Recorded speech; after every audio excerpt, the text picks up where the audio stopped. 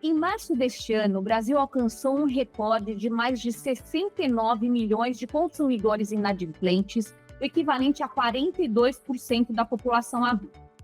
Neste episódio do Diálogo, o podcast do programa I ao Quadrado, nós vamos falar sobre um projeto em aceleração que está utilizando a inteligência artificial como aliada na prevenção do enfrentamento da inadimplência, utilizando aprendizado de máquina, indicadores socioeconômicos, macroeconômicos e dados extraídos de portais de notícias e de mídias sociais.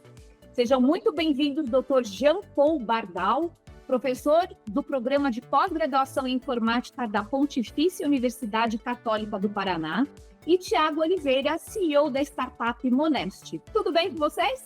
Tudo certo com você. Tudo ótimo, muito bom receber vocês por aqui. Obrigada por abrirem a agenda para esse nosso bate-papo. E eu queria começar com o Dr. Jean Paul, contando para a gente aí o momento D, que foi como surgiu a parceria entre a Monest e a PUC Paraná no desenvolvimento desse projeto de inteligência artificial para a gestão de inadimplência. Perfeito, Karen. Obrigado pelo convite, né? Antes de mais nada, a parceria que a gente tem da PUC com a Monest, ela antecede ao programa I ao Quadrado, que a gente está aqui discutindo hoje, né?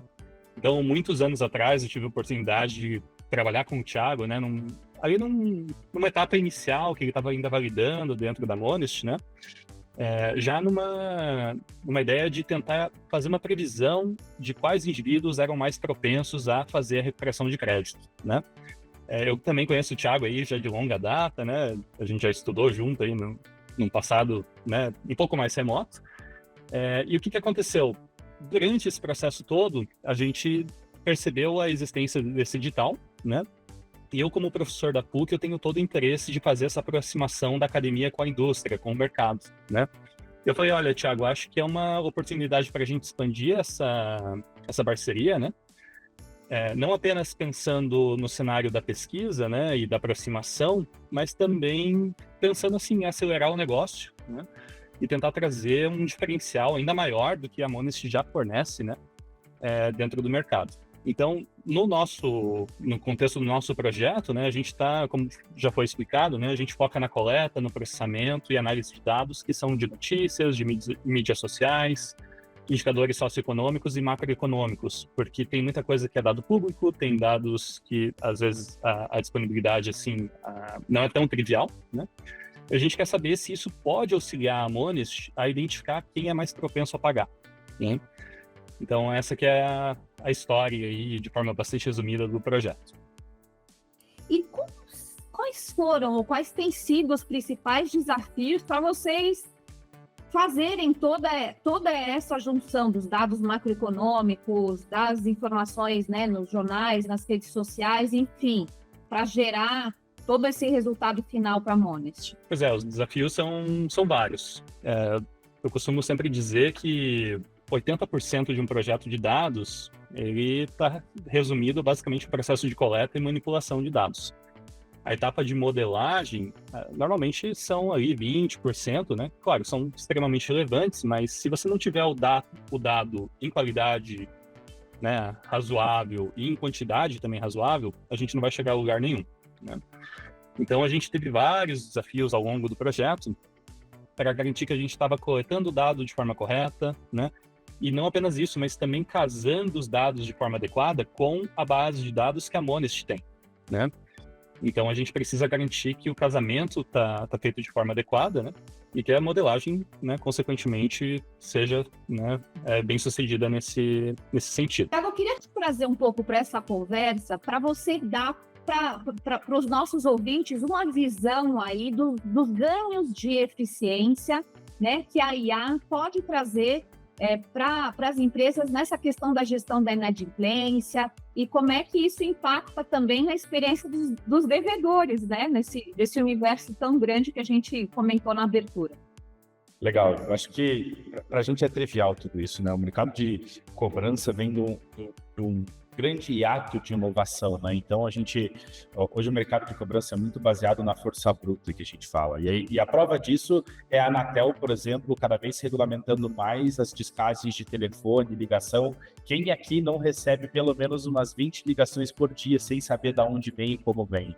E esse projeto surgiu muito da gente tentar prever a probabilidade de alguém pagar uma dívida. E quando no primeiro momento a gente criou, e a primeira interação que eu tive com o Jean lá atrás, foi muito, o resultado do algoritmo foi, poxa, a gente não conseguiu descobrir muitas informações, a gente não conseguiu ter um algoritmo assertivo. E a principal intenção de entender, falar, poxa, o que a gente precisa descobrir agora é a intenção das pessoas. Porque a gente sempre fala que negociação de dívida, acordo, só acontece quando é bom para as duas partes. Ou seja, a primeira coisa que precisa existir é a intenção. A partir do momento que existe a intenção, existe uma relação, existe uma troca de conversas, de uma negociação de fato para sair um bom acordo da dívida em si. Então, utilizar a AI para isso passa de mudar o cenário de uma metralhadora de descagens de cobrança sem analisar o perfil das pessoas, para analisar não só o melhor canal de interagir com essa pessoa, mas também o melhor momento. Porque se a pessoa não tem dinheiro, não tem muito para onde ir te fazer, não tem o que acontece. Eu falo assim, as pessoas não ficam inadimplentes porque querem, elas ficam inadimplentes porque estão numa situação financeira que precisa ser evoluída. E aí a gente fala assim, a pessoa quando deve porque quer, isso não é inadimplência, é fraude que precisa ser tratado por outra área.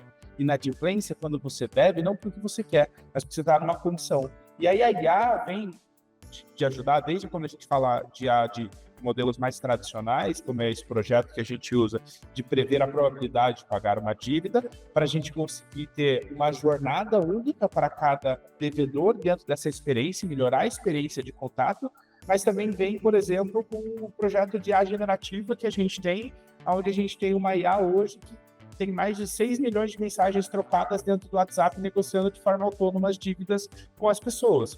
Então, no final do dia, é sobre como a gente melhora as experiências e passa a tratar as pessoas como única, como elas realmente são, e não como uma massa de dados onde a gente liga uma metralhadora de descagem e sai ligando para todo mundo. Acho que no final das contas é um pouco sobre isso. Muito bacana. Um outro aspecto que eu queria aproveitar a presença de vocês aqui no nosso podcast para falar é entender um pouquinho de que forma a pesquisa acadêmica pode servir de incremento à MIA, né, que é o agente de IA da Monest. Eu acho que é um aspecto interessante para a gente abordar nessa oportunidade aí. Algum dos dois se habilita a comentar um pouquinho sobre isso? Eu posso começar e acho que já depois complementa, mas e a minha história com a do Jean é muito legal, assim, porque acho que ela representa bem o mundo acadêmico e o mundo do mercado de negócios e como isso se cruza, assim. Eu falo que a minha formação profissional só existe, eu só sou quem sou hoje por causa do mundo acadêmico. Eu nunca fui pro lado acadêmico, mas foi dentro da universidade que me criou N possibilidades e de construir o mundo empresarial que eu tenho hoje.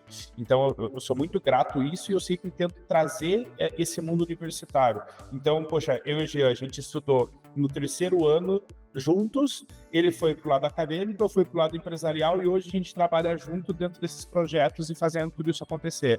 Então, acho que a gente acredita sempre que a construção de bons negócios acontece pela vivência de diferentes aspectos de diferentes pessoas. E cruzar esses dois mundos nada melhor do que para a gente, de fato, ter isso dentro do produto e conseguir avançar ele. Porque imaginar que uma pessoa ou um olhar só vai conseguir cobrir 100% de uma solução, acho que acaba sendo muita ingenuidade, né? Então, trazer novas áreas, trazer novas pessoas, novas formas de enxergar as coisas, ajuda muito e faz cada vez mais a gente ter entregas de qualidade como um todo, né? Mas acho que para a empresa é um pouco disso, e aí o Jean pode complementar um pouco para a universidade, quanto isso também é importante, né? Boa, exatamente nessa linha do Thiago, né? E tentando trazer para o lado acadêmico, porque normalmente os professores de programa de pós-graduação, como é o meu caso, normalmente a gente foca muito no problema pelo problema, né? E quando a gente tem essa oportunidade de fazer o casamento da academia com a indústria, com o mercado, a gente consegue colocar um pouco o pé no chão e tentar resolver problemas que atingem a sociedade, né? Acho que isso é muito produtivo e o programa IA ao Quadrado, né, ele fomenta exatamente esse tipo de coisa. Então, pensando do lado acadêmico, né, a gente só tem benefícios também, porque a gente consegue atacar um problema que é uma dor, né, da sociedade, ao mesmo tempo a gente consegue formar recursos humanos. Então a gente fornece para esses recursos humanos o quê? Tanto aspectos técnicos, né, a formação técnica, mas também a vivência de aplicar esses conteúdos, né, esses conceitos numa problemática real. E, querendo ou não, como uma instituição de ensino, né, como é o caso aqui da PUC Paraná, o nosso interesse é o quê? Garantir que esse recurso humano ele consiga ir para a ponta, né, lá para realmente o cenário aplicado e consiga fazer a diferença, né? Então, para nós é extremamente importante e está sendo uma oportunidade incrível participar aí do programa. Ah, que bacana, porque é justamente essa ideia, né? Você juntar essas múltiplas hélices para realmente trazer um projeto que impacta, né, a sociedade e a vida das pessoas. Queria aproveitar aqui para falar um pouquinho, fazer um exercício de futurologia aqui, Thiago. Olhando aí para o futuro, quais são os próximos passos e quais são os planos da Monest? Boa, super legal. Eu acho que a gente está vivendo o começo ainda de toda a revolução que a gente vai ter, principalmente com AI de modo geral, mas principalmente falando de GenAI, o potencial que toda a GenAI trouxe. O nosso futuro, acho que a gente consegue trazer bem dentro do que a gente disse que é o nosso lema aqui, que é ter uma operação inteira de cobrança a um clique de distância. Então, a gente quer conseguir automatizar e trazer toda a estratégia para dentro da nossa plataforma e conseguir continuar crescendo da forma que a gente está, né? Hoje, esse último ano, a gente quadruplicou o tamanho da empresa, a gente tem crescido muito, conquistado grandes clientes, e isso tem sido super legal. Eu acho que é só o começo de toda essa mudança da jornada que a IA está possibilitando para a gente fazer, de fato. Bem-vindo. Doutor Jampon, um recado final antes da gente encerrar aqui o nosso bate-papo? Gostaria de talvez deixar um agradecimento aqui, porque um projeto de complexidade assim, ele só funciona quando todas as partes envolvidas, né, garantem que as coisas, né, estão alinhadas e todo mundo está disposto a entrar a briga, né? Então, assim, pensando do lado institucional, a PUC ela fornece todo o apoio, né, infraestrutura básica de pesquisa, horas aqui dos envolvidos, né? Equipe jurídica também foi sensacional, porque tem toda a questão de cooperação com a Monest, né? Tem toda uma questão de privacidade de dados que a gente tem que garantir. Então, a gente tem todo o apoio nesse sentido. O programa IA², acho que a gente tem que ressaltar esse tipo de iniciativa, né, do MCTI. MCTI/CNPq, né? É extremamente importante porque, como eu comentei, a gente consegue atacar um problema da sociedade, ajudar uma startup, né? Formação de recursos humanos, a gente só sai ganhando, né? E, por fim, fazer um comentário aqui em relação à atuação da Softex, né? Que também é parceira do processo como um todo. Acho que foi extremamente positivo, eles forneceram todo o apoio ao longo do processo, né? Informações, com acompanhamento customizado para cada projeto, né? Então foi de extrema valia e tudo andou muito bem, né? Acho que essa é a grande mensagem e que, é claro, a gente quer, né, Thiago, com certeza, tornar esse produto uma realidade o quanto antes, né? E começar a afetar cada vez mais a realidade aí de tantas pessoas, né? A gente está falando de milhões e milhões de pessoas. Sem dúvida, acho que mais do que se tornar como realidade é tornar esse projeto um case, mostrar que de fato a universidade e o mundo corporativo podem e devem cada vez mais interagir e fazer projetos acontecer que gera resultado na prática, né? E é isso que a Softex acredita, o MCTI também. Fiquei muito feliz em bater esse papo com vocês, doutor Jampon e Thiago. Muito obrigada pela oportunidade, muito sucesso para vocês. O programa IA² é uma iniciativa do MCTI, executada pela Softex, com apoio do CNPq e da Secretaria de Ciência e Tecnologia para a Transformação Digital, com recursos do Fundo Nacional de Desenvolvimento Científico e Tecnológico. Pessoal, a gente se encontra muito em breve no próximo podcast. Tchau!